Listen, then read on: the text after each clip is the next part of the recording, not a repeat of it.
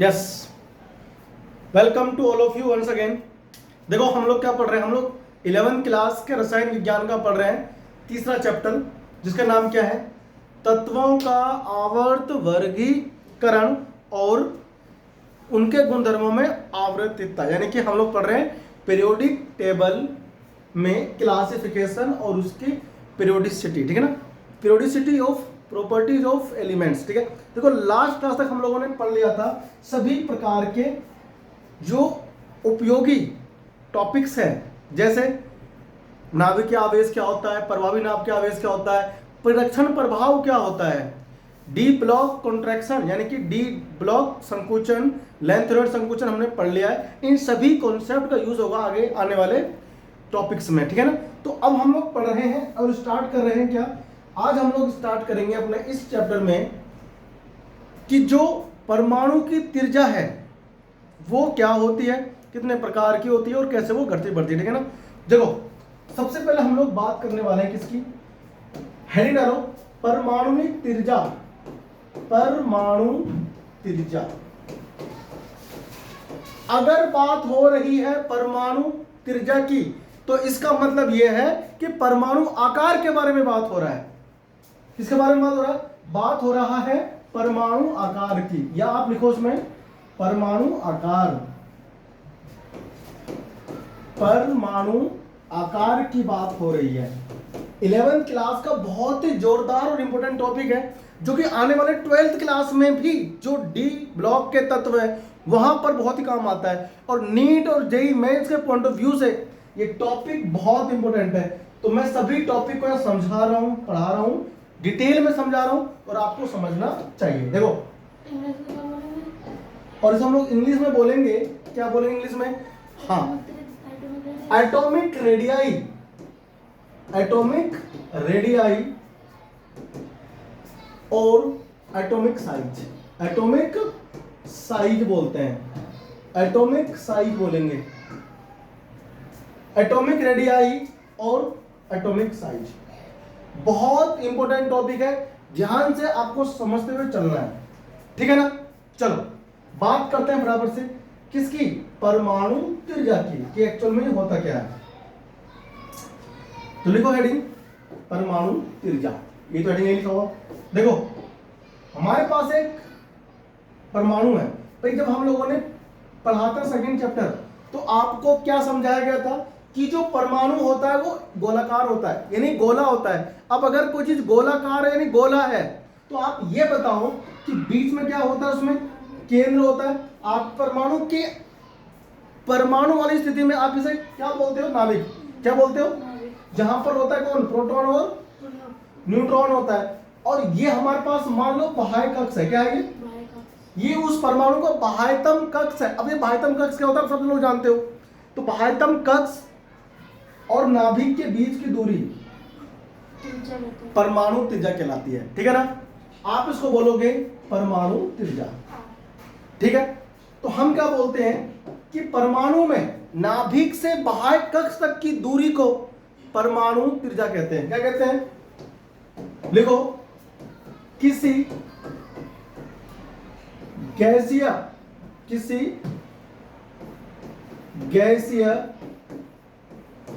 विलगित परमाणु में, भाई गैसीय विलगित का मतलब यहां पर यह है कि अकेला होना चाहिए, सिंपल होना चाहिए, ठीक है ना। अकेला मतलब कंबाइंड फॉर्म में नहीं होना चाहिए। अगर कंबाइंड फॉर्म में होगा तो वहां पर जो परिभाषा है वो बदल जाएगी, दूसरी हो जाएगी, ठीक है ना। देखो तो गैसीय विलगित परमाणु में नाभिक से बाह्य कक्ष तक की दूरी, बाह्य कक्ष तक की दूरी, बाह्य कक्ष तक की दूरी को, बाह्य कक्ष तक की दूरी को परमाणु त्रिज्या, जी हाँ सही सुन रहे हैं आप, परमाणु त्रिज्या कहते हैं, परमाणु त्रिज्या कहते हैं। क्या होता है परमाणु त्रिज्या, तो आपको हमेशा ध्यान होना चाहिए परमाणु त्रिज्या का मतलब है किसी विलगित गैस या परमाणु में, यानी आइसोलेटेड गैसियस एटम, यानी अकेला होना चाहिए, वो कंबाइंड फॉर्म में नहीं होना चाहिए। मतलब कहने का ये कि H2 नहीं होना चाहिए, ओनली H होना चाहिए, ठीक है ना। H2 अगर हो जाएगा तो उसका नाम बदल जाएगा, परमाणु त्रिज्या नहीं होगा, त्रिज्या तो होगा लेकिन नाम बदल जाएगा। अभी आपको समझाऊंगा, ठीक है ना। ओनली अकेला होना चाहिए H, अकेला H, अकेला O होना चाहिए, विलगित गैसीय परमाणु होना चाहिए, ठीक है भाई, ध्यान से, ठीक है ना। तो किसी भी परमाणु का जो त्रिज्या होता है सिंपली वो क्या होता है बताओ, 10 की पावर माइनस 15, सॉरी 10 की पावर क्या होता है, 10 की पावर माइनस 10, है ना। तो वो आपको ध्यान रखना है, 10 की पावर माइनस 10 मीटर, है ना। चलो, तो परमाणु त्रिज्या हम लोग लिखेंगे, हेडिंग लिखो कि 3 टाइप के होते हैं। कितने होते हैं लिखो, ये 3 प्रकार के होते हैं।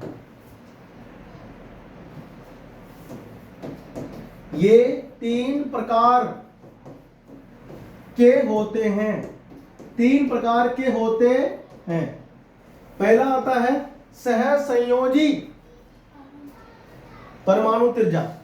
क्या होता है, सहसंयोजी त्रिज्याएं, लिखो सहसंयोजी।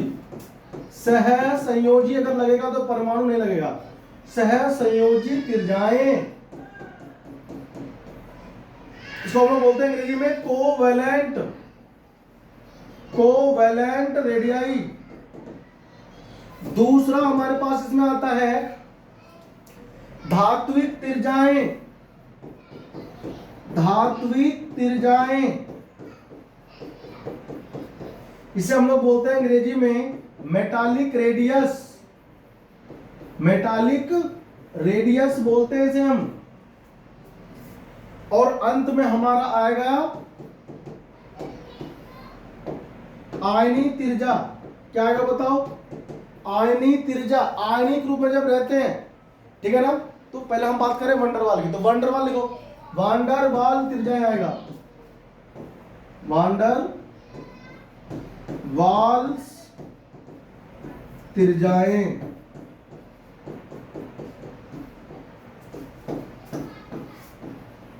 वांडर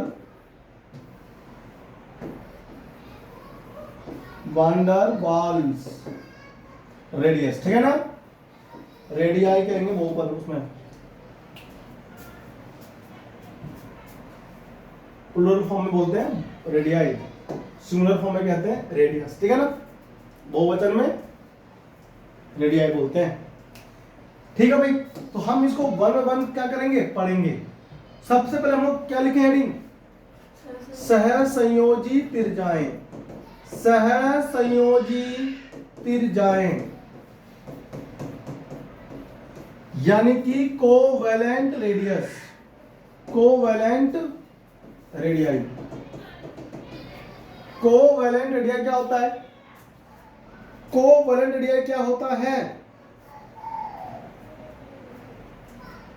देखो हमारे पास मान लो 2 परमाणु हैं, कितने हैं बताओ, एक ये हो गया और एक ये हो गया, ठीक है ना। देखो हमारे पास ये 2 परमाणु हैं, ये दोनों परमाणु सहसंयोजी आबंध द्वारा आबंधित है। क्या है, यहां मान लो इसका केंद्र है, यहां मान लो इसका केंद्र है, ठीक है ना।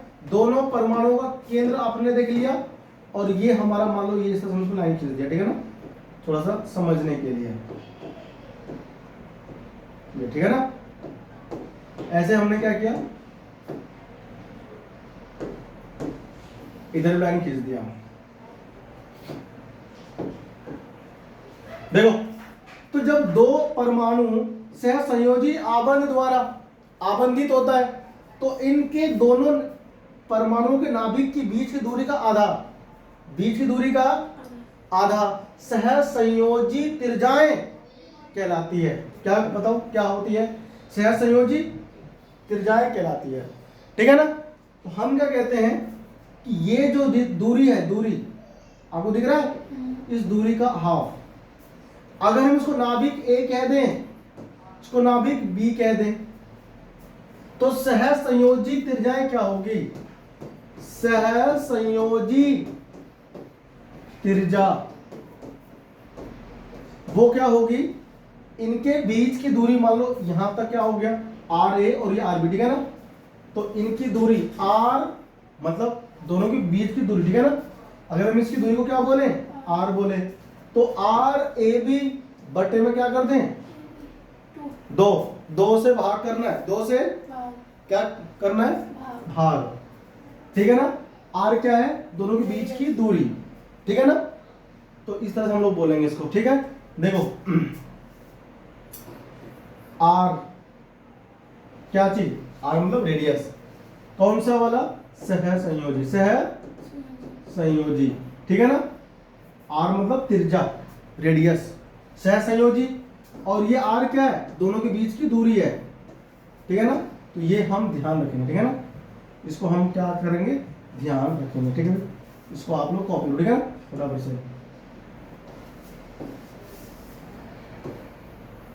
ये हमारा क्या है? सहसंयोजी त्रिज्या, ठीक है भाई?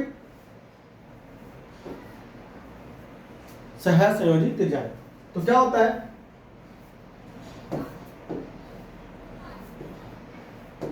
सहसंयोजी आबंध द्वारा आबंधित, सहसंयोजी आबंध द्वारा, सहसंयोजी आबंध द्वारा बंधित दो परमाणुओं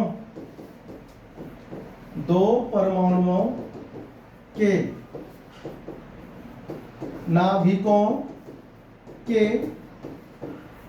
बीच की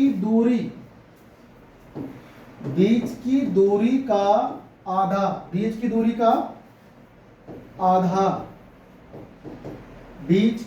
का आधा सहसंयोजी आबंध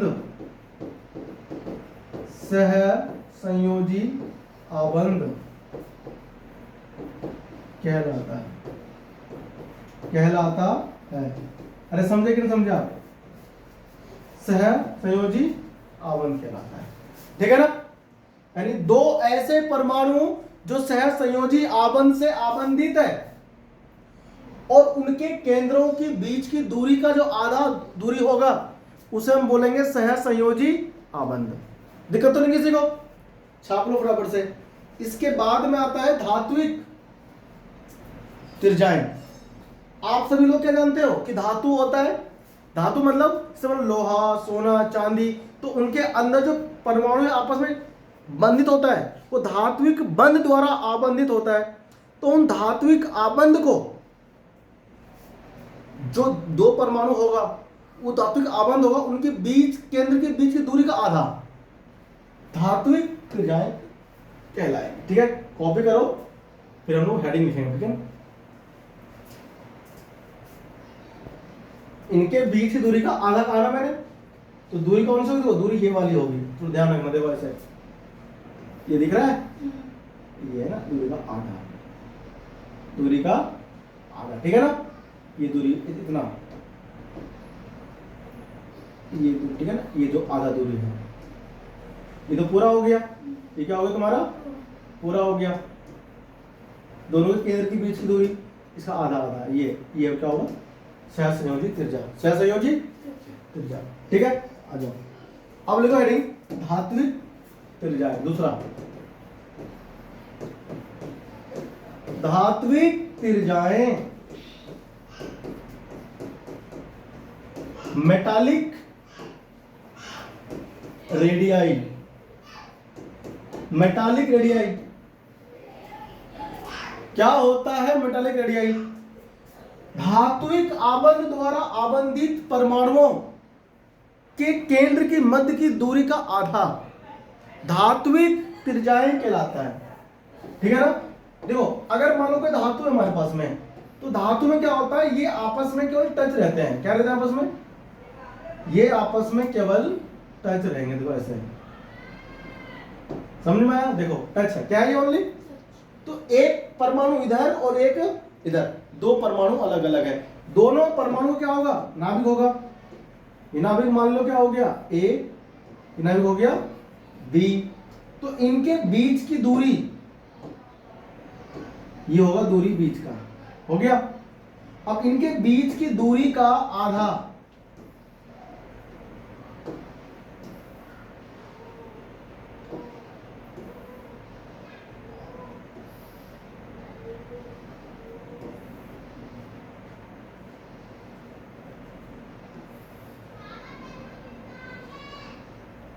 ठीक है ना, देखो दिख रहा है, इनके बीच की दूरी का आधा, समझ रही बात। अगर ये ए और ये बी है तो ये जो दूरी होगी इसके बीच का, ये आर ए बी होगा, क्या होगा, यानी कि धात्विक त्रिज्या, ठीक है ना। यानी कि हम ये कहना चाहते हैं आर कैसा, धात्विक। तो वो जो होगा वो क्या होगा, मान लो आर ए और आर बी क्या है, दूरी है, ठीक है ना, ए बी, ये पूरा जो होगा वो ए बी होगा।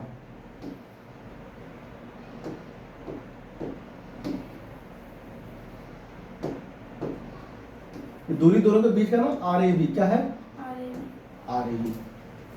तो आर ए बी बटे 2 लगाएंगे, ठीक है ना।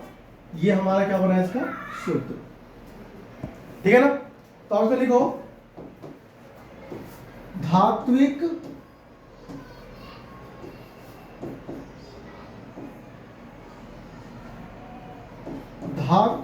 आबंधों द्वारा, धात्विक आबंधों द्वारा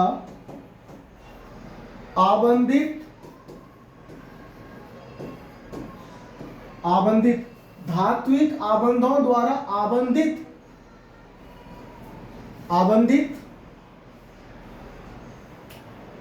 परमाणुओं के नाभिकों के मध्य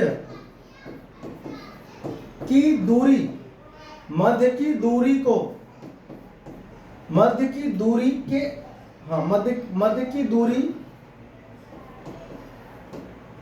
के आधी दूरी को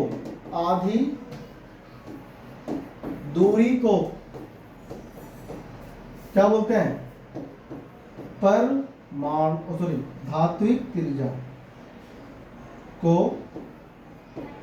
धात्विक त्रिज्या कहते हैं, धात्विक त्रिज्या कहते हैं। समझे आप क्या कहते हैं, मतलब उसको धात्विक त्रिज्या कहेंगे, ठीक है ना। कॉपी करो फटाफट से, धात्विक त्रिज्या है ये, इसी पर फंसा। इसके बाद में आता है वान डर वाल त्रिज्याएं, लिखो इसको जल्दी से, चलो लिखो, राइटिंग लिखो, वान डर वाल्स त्रिज्याएं,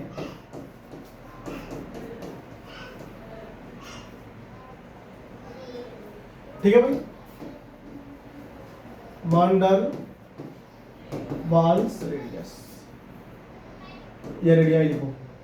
ये क्या होता है भाई, वान डर वाल एक वैज्ञानिक का नाम है, उसने बताया था कि जो परमाणु होते हैं, गैस का होता है परमाणु, तो गैस के जो परमाणु होते हैं या अणु होते हैं वो होते हैं दूर, कहाँ होते हैं वो भाई, गैस का परमाणु है भाई, गैस जो बनी हुई गैस है, हीलियम है, मान लो हीलियम गैस है, तो हीलियम गैस में क्या होगा, हीलियम गैस में हीलियम के परमाणु बैठते थोड़ी है एक जगह पे, ऐसे बैठ गए यहीं करके, बैठते नहीं है, वो चलते फिरते रहते हैं, वो गतिशील रहते हैं। तो उन परमाणुओं के नाभिकों के बीच की दूरी का आधा जो होगा उसे बोलेंगे वैन डर वाल त्रिज्याएं, ठीक है ना। तो वैन डर वाल में क्या होता है कि परमाणु पास पास नहीं रहते हैं, दूर दूर होते हैं। कहां होते हैं, एक यहां पर है, एक यहां पर है, ऐसे घूमेंगे, एक भाई से इधर घूम रहे हैं और एक भाई से इधर घूम रहे हैं, दोनों गतिशील है ना, क्योंकि ये गैस के अणु होते हैं। अब गैस के अणु या परमाणु, उनके पास क्या होता है, उनके पास तो होता है गतिज ऊर्जाएं, तो वो तो घूमते फिरते रहते हैं। तो इनकी परमाणु का जो नाभिक होता है, मान लो ये नाभिक ए हो गया, ये नाभिक बी हो गया, है ना, मतलब दो अलग अलग ए और बी परमाणु है भाई साहब, तो इनकी जो केंद्र की दूरी होती है, ये दूरी केंद्र की दूरी, ठीक है ना, इनके दूरी का बिल्कुल बीच का आधा, वो क्या हो जाएगा, वान डेर वाल त्रिज्याएं। समझे आप, वान डेर वाल त्रिज्याएं। ये जो दूरी होगी ना, ये आर ए बी कह देंगे, ठीक है ना, क्योंकि ये हमारे पास क्या, देखो ध्यान से, ये हमारे पास इसमें पूरा दूरी है आर, ठीक है ना, आर ए बी क्या है, इनके केंद्र के बीच की दूरी, केंद्र मतलब नाभिक के बीच दूरी, ठीक है ना। तो हम इसमें क्या लिखें, वान डेर वाल, वान डेर वाल, वान डेर वाल्स आबंधों द्वारा, आबंधों द्वारा आबंधित, आबंधित, आबंधों द्वारा आबंधित परमाणुओं, परमाणुओं के नाभिक के मध्य की दूरी, मध्य की दूरी का आधा, आधा वान डेर वाल त्रिज्याएं कहलाती है। आधा वान डेर वाल, वान डेर वाल्स त्रिज्याएं, त्रिज्याएं कहलाती है, कहलाती है, ठीक है कि नहीं है, कॉपी करो फटाफट से। ये हमारा क्या है, वान डेर वाल्स त्रिज्याएं, ठीक, छाप लो फटाफट से, फिर हम लोग बढ़ रहे हैं आगे। तो इसमें आप क्या लिखोगे भाई, आर, आर मतलब रेडियस किसका, वान डेर वाल का, तो वान डेर वाल, वान डेर वाल्स त्रिज्याएं, तो क्या बोलेंगे, आर ए बी बटे में कौन आ जाएगा, 2, ठीक है ना। अब तुम बताओ, तीनों आपने पढ़ लिया रेडियस, तो सबसे अधिक कौन होगा भाई, आर वान डेर वाल आ गया, यानी आपने क्या सीखा, आपने सीखा 3 प्रकार की त्रिज्याएं, आर सह संयोजी, नहीं सीखा, आर सह संयोजी, और आपने सीखा आर धात्विक, आर धात्विक सीखा आपने, और सीखा आर वान डेर वाल, वान डेर वाल। बताओ कौन सी सबसे बड़ी होगी त्रिज्या, कौन सी वाली होगी, थर्ड वाली बड़ी होगी ना, क्योंकि इनके बीच की दूरी क्या है, ज्यादा है ना। तो ये आपको ध्यान रखना है, कॉपी करो फटाफट से, और ये ऑर्डर आप फटाफट से लिख लो। अगर कभी पूछा जाए कि बताओ तीनों सह संयोजी, परमाणुविक त्रिज्या, धात्विक और वान डेर वाल, तीनों में से कौन बड़ी है, तो आप बताओगे वान डेर वाल, ठीक है ना। ऑर्डर का ये होता है, कॉपी करो फटाफट से, ठीक है। अब हम बढ़ेंगे आगे और आपको समझाएंगे कि परमाणुविक त्रिज्या को कौन कौन से फैक्टर यानी कि कारक प्रभावित करते हैं। ये हो गया, लिखो, परमाणुविक, परमाणुविक त्रिज्याओं को प्रभावित करने वाले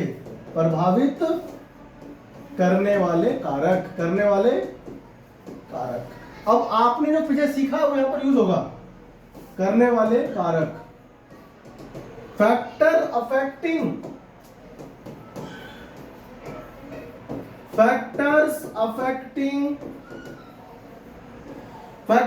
affecting atomic radii, atomic radii कह लो या परमाणु का साइज कह लो, ठीक है ना, आकार कह लो, बात एक ही है। तो सबसे पहले आता है नाभिकीय आवेश, क्या आता है बताओ, सबसे पहला जो कारक है, जो फैक्टर है, जो अफेक्ट करता है, प्रभावित करता है, वो है नाभिकीय आवेश। अब नाभिकीय आवेश क्या होता है मैंने डिटेल में पढ़ा दिया है। आप पिछले लेक्चर में प्ले लिस्ट में जाओ जाकर देखो, मैंने पिछले में जो लेक्चर में ना 2-3 में यही सब चीजें समझाया था कि परमाणु के अंदर नाभिकीय आवेश क्या होता है, प्रभावी नाभिकीय आवेश क्या होता है। अभी आगे टॉपिक आएगा जो यूज होता है परिरक्षण प्रभाव, ये भी समझा दिया है। तो इन सबको आप लोग जाकर के अध्ययन करें, मैंने समझा दिया है, टीचिंग कर दिया, ठीक है ना। डिटेल में समझाया गया कि क्या होता है, पूरा फुल लेक्चर उस पर, ठीक है। अब सुनो ध्यान से, सबसे पहले कौन आता है बताओ, नाभिकीय आवेश। क्या आता है, नाभिकीय आवेश, यानी कि आप कहते हो न्यूक्लियर चार्ज अंग्रेजी में, है ना। डिटेल में भैया समझाया हुआ है, अगर आप आगे देखेंगे तो मैंने वहां पर टाइम बहुत ज्यादा स्पेंड किया है केवल आपको टॉपिक कॉन्सेप्ट को समझाने में, ठीक है ना। तो आपको ईमानदारी से देखना चाहिए, ठीक है। देखो सुनो, नाभिकीय आवेश जितना ज्यादा होगा उतना ही जो बाहरी इलेक्ट्रॉन कक्ष में बैठा है और नाभिक के बीच में आकर्षण बढ़ेगा, आकर्षण बढ़ेगा, क्योंकि नाभिक का जो आवेश है वो बाहरी इलेक्ट्रॉन को अपनी तरफ आकर्षित करता है। तो जितना ज्यादा आकर्षण होगा उतना क्या होगा, छोटा हो जाएगा आकार, आकार छोटा हो जाएगा, है ना। तो वही कहते हैं कि नाभिकीय आवेश जो होता है परमाणु त्रिज्या के व्युत्क्रमानुपाती होता है। क्या होता है, तो परमाणु आकार व्युत्क्रमानुपाती होता है, किसके, नाभिकीय आवेश के, नाभिकीय आवेश। ये आपको ध्यान रखना है। इसका मतलब क्या है, इसका मतलब यह कि अगर नाभिकीय आवेश बढ़ेगा तो आकार क्या हो जाएगा बताओ, आकार घटेगा नहीं घटेगा, आवेश बढ़ेगा, जितना ज्यादा आवेश बढ़ेगा नाभिक में उतने आकार घटेगा, उतना आकार घटेगा, ठीक है ना। ये कहता है इसमें, तो नाभिकीय आवेश बढ़ने पर परमाणु आकार घटेगा। क्यों घटेगा, क्योंकि नाभिकीय आवेश बढ़ने से नाभिक का आकर्षण बाहरी इलेक्ट्रॉन के ऊपर वो इंक्रीज हो जाएगा, वो बढ़ जाएगा। जितनी ज्यादा नाभिकीय आवेश में वृद्धि होगी उतना ही क्या हो जाएगा, परमाणु आकार हमेशा घटेगा, ठीक है भाई।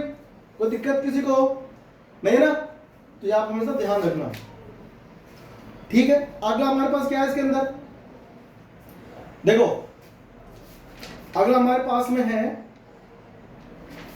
जो आकार घटाता है, बढ़ाता है, वो हमारे पास है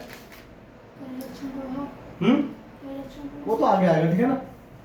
दूसरा कारक जो आकार को क्या करता है, प्रभावित करता है, वह कोषों की संख्या। क्या है, कोष क्या होता है बताओ, सबने कोष पढ़े हुए हैं ना, तो परमाणु में कोष नहीं होते हैं। कोष क्या होता है, कोष उपकोष, उसमें होते हैं कक्षक।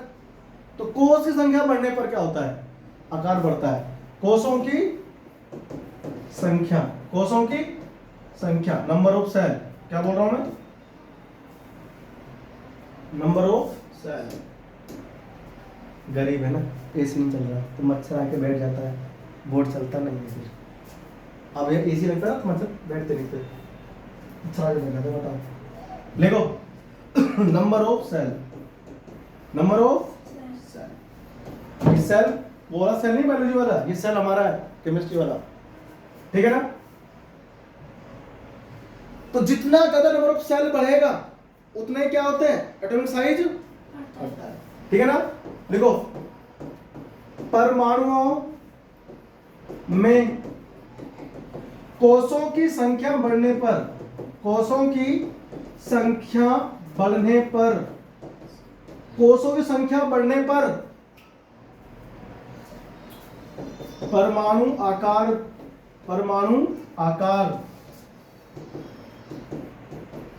में वृद्धि होती, क्या होती है, वृद्धि होती है, ठीक है भाई, ये छाप लो। अब देखो दूसरा, जितना ज्यादा कोष की संख्या बढ़ेगा उतना ही आकार क्या हो जाएगा, उसका बढ़ जाएगा, ठीक है भाई। यानी कि हम यहां पर अब देखने वाले हैं आवर्त और समूहों में, क्या बोला मैंने, आवर्त, आवर्त और समूहों में, समूहों कह लो या फिर वर्गों में, वर्गों में परमाणु आकार की आवर्तिकता,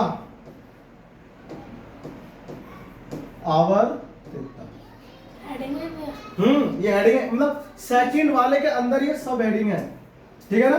मतलब सेकंड वाला कोस की संख्या, तो हम इसी में पढ़ेंगे भी हेडिंग, ठीक है ना। ठीक है भाई, तो ये सब हेडिंग बोलते हैं इसको हम लोग। कॉपी करो जल्दी से, फिर बढ़ते हैं आगे। लिख दिया। देखो अब मेरी बात सुनो फटाफट से, मैं आपको डिटेल में समझाऊंगा आकार कैसे घटता बढ़ता है समूह में और आवर्त में। देखो आप ये देखना ध्यान से कि हमारे पास जो आवर्त सारणी होती है वो कुछ ऐसी होती है, ऐसी होती है ना। ये आपको ना दिमाग में घुस जाना चाहिए कि हमारी आवर्त सारणी जो है वो ऐसी कुछ होती है ना, और ऐसे होती है। ये मैं केवल माइंड में सेट कर रहा हूं आपको याद रखने के लिए कि आपको पता होना चाहिए कि आवर्त में कैसे, ये आवर्त क्या होता है, डिटेल में मैंने आपको ये समझाया है ना। देखो आप सभी बच्चे ये भी जानते हैं कि किसी भी आवर्त सारणी के अंदर 18 तो वर्ग होता है, यानी कि समूह होता है ना। तो वर्ग होता है ना, और समूह कितने होते हैं, वो भी 18 होते हैं। वर्ग और समूह सेम चीज है। आवर्त 7 होते हैं, आवर्त 7 होते हैं। तो आवर्त होता है देखो ऐसे, एक आवर्त, दो आवर्त है ना। आवर्त कहां से हो गया, ऐसे, ये आवर्त हो गया। क्या हो गया, ये आवर्त हो गया ऐसे, 1 2 3 4 5 6 और 7, ठीक है ना। ये हमारे आवर्त हो गए। समूह ऐसे होते हैं, 1 2 है ना, ठीक है। ये समूह क्या है, ये तो समूह में, समूह क्या होता है, हम आवर्त सारणी में दो प्रकार से घूमते हैं, दो प्रकार से। या तो हम जाएंगे बाएं से दाएं, बाएं से, जब हम बाएं से दाएं जाएंगे तो आवर्त में घूमते हैं, मतलब आवर्त की बात होती है। बाएं, ये बायां है, बायां मतलब होता है लेफ्ट, क्या होता है, ये राइट है ना। तो हम लेफ्ट से राइट जब जाएंगे तो हम कहते हैं कि आवर्त में जा रहे हैं L to R, left to right, ठीक है ना। तो जब हम इधर से इधर जाएंगे, मतलब वर्ग यहां पर क्या है, वर्ग 1 है 2 है, तो आवर्त में जब हम जाएंगे ऐसे, पहले आवर्त में जाएंगे L से R की तरफ, तो आकार में क्या क्या परिवर्तन आएगा। और जब हम वर्ग में यानी समूह में जाएंगे ऊपर से नीचे, समूह में जाते हैं U to P, sorry U to D, अगर हम यूपी पहुंच गए थे, है ना, हमको यूपी नहीं जाना है, ठीक है ना। देखो यूनाइटेड किंगडम जाना है, तो U to D जाएंगे, ठीक है ना। अप टू डाउन, ऊपर से नीचे, ऊपर से, तो क्या होगा, तो हमको यहां पर ये पढ़ना है। तो इसमें आप ध्यान रखना कि जब हम समूह में ऊपर से नीचे जाते हैं तो एक एक कोष की वृद्धि होती है, एक एक कोष की वृद्धि होगी, ठीक है ना। और जब कोष की वृद्धि होगी तो क्या होगा, परमाणु का आकार बढ़ेगा, ठीक है ना। तो हम यहां पर लिखेंगे जब आवर्त सारणी, यहां लिख देना समूह में, क्या लिखना, समूह ब्रैकेट में वर्गों में, जब आवर्त सारणी में वर्ग में ऊपर से नीचे की ओर जाते हैं तो प्रत्येक परमाणु में एक कोष की वृद्धि होती है। इसका मतलब यह है कि प्रत्येक परमाणु में एक कोष जो है नया जुड़ जाता है, एक नया कोष जुड़ जाता है। तो जब नया कोष जुड़ता है तो परमाणु का आकार बढ़ जाता है। आकार क्या होता है बताओ, आकार बढ़ जाता है, ठीक है ना। जिसके परिणाम स्वरूप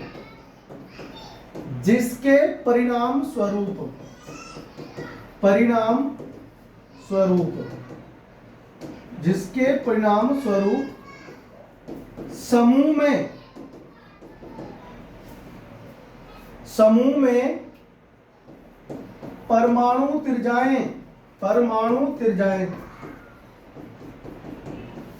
बढ़ती है। अब कैसे बढ़ती ना, मैं आपको दिखाऊंगा।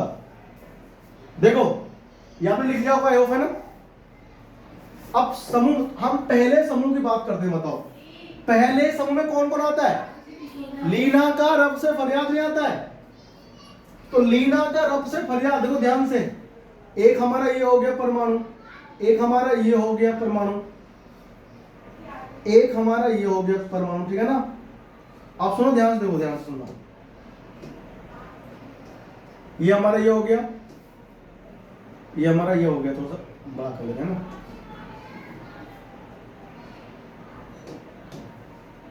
दिख रहा है? देखो ये मान लो लिथियम है, क्या है ये लिथियम है। तो लिथियम, मैं हीलियम की बात नहीं कर रहा हूं, पहले वर्ग में लिथियम होता है पहले, तो लिथियम की बात हो रही है।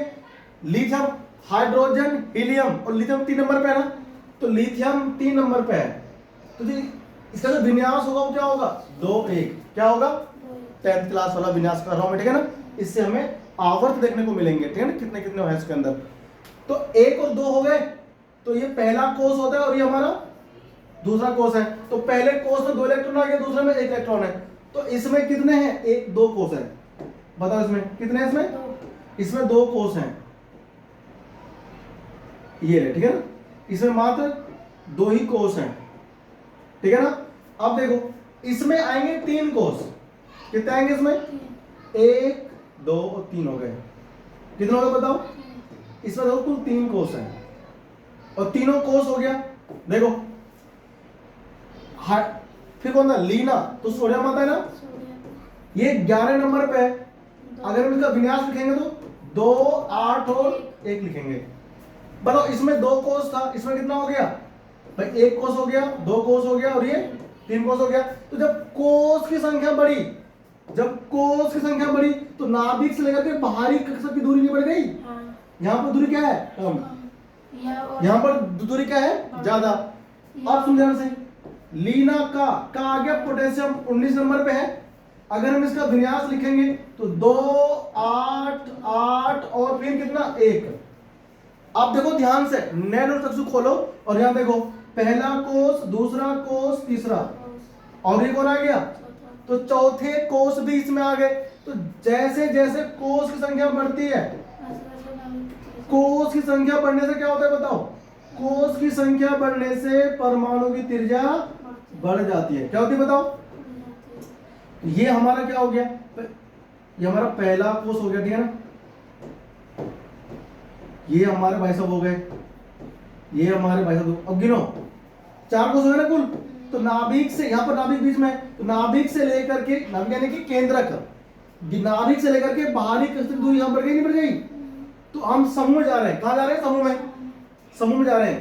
तो ये पहले ये होगा तुम्हारा कितना? दूसरा आवर्त, ये होगा तुम्हारा तीसरा आवर्त, ये होगा आपका चौथा आवर्त, है कि नहीं? मतलब यहाँ पर n का मान कितना है? 2, n का मान कितना है? 3, n का मान कितना? 4, ठीक है ना। तो जब हम समूह में जाते हैं ऊपर से नीचे की ओर, तो प्रत्येक परमाणु में एक एक कोष की वृद्धि होती है। कोष में वृद्धि होने की वजह से होता है परमाणु का आकार भी बढ़ता है। ये हमने बात करी किसमें? समूह में। किसमें? अब बात करेंगे आवर्त में। कॉपी करो जल्दी से इसको। कॉपी हो गया सबका? देखो अब हम लोग बात करें किसमें? आवर्त में। किसमें? आवर्त में। देखो आवर्त में मैंने क्या कहा? L से R जाएंगे। कहां जाएंगे बताओ? इसमें गए ऊपर से नीचे की तरफ गए, है ना। L से R जाएंगे इस तरफ, तो क्या होगा देखना ध्यान से। लिखो आवर्त में इन पीरियड्स, आवर्त में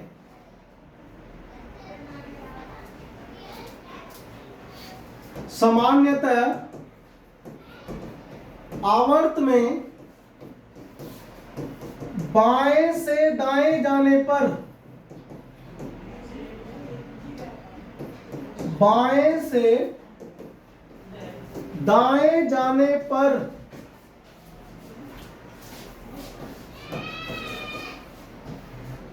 सर्वप्रथम परमाणु त्रिज्या में ह्रास होता है। ह्रास मतलब कमी आ जाती है। परमाणु त्रिज्या में ह्रास या कह लो कमी होती है, कमी आ जाती है, ठीक है ना। क्या आती है बताओ? कमी आ जाती है और अंत में, और आवर्त के अंत में, और आवर्त के अंत में क्या होता है बताओ? आवर्त के अंत में वृद्धि होती है। क्या होती है? वृद्धि होती है। ठीक है ना? अब सुनो होती क्यों है। अब देखना ध्यान से, हम एक आवर्त की बात करते हैं। आ जाओ, दूसरे आवर्त में कौन कौन आता है?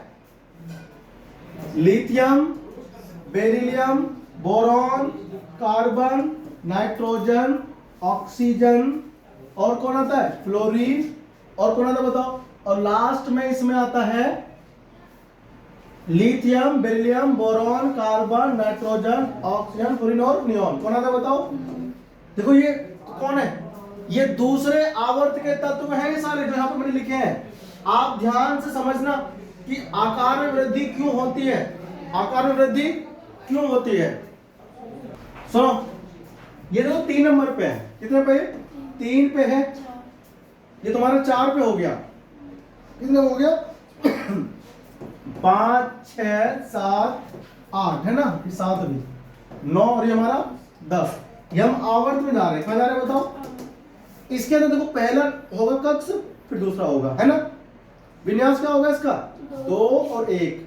मैं पहले कोष में 2 इलेक्ट्रॉन, दूसरे में 1 इलेक्ट्रॉन। ध्यान सुनो, यहां पर बेरिलियम आ गया, पहले 1 हो गया, फिर 2 हो गया, इसमें 2 और 2 और देखो, जब हम आवर्त में जाएंगे L to R, L मतलब लेफ्ट से राइट, जब हम जाएंगे आवर्त में तो क्या होगा?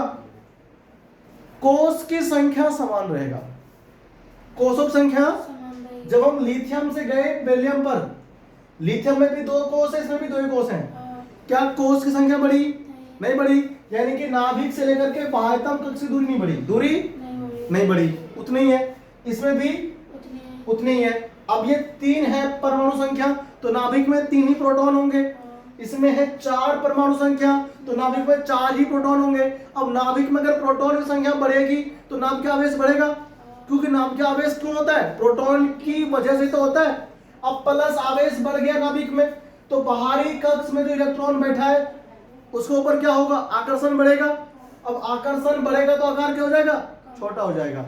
आकार, आकर्षण बढ़ने से सिकुड़ जाता है परमाणु, क्योंकि बाहर के इलेक्ट्रॉनों को अंदर की तरफ खींचा जाएगा, तो आकार बढ़ेगा नहीं, सॉरी आकार घटेगा। आकार घटेगा। जब खींचोगे तो सिकुड़ेगा, सिकुड़ेगा तो आकार घटेगा। ठीक है ना?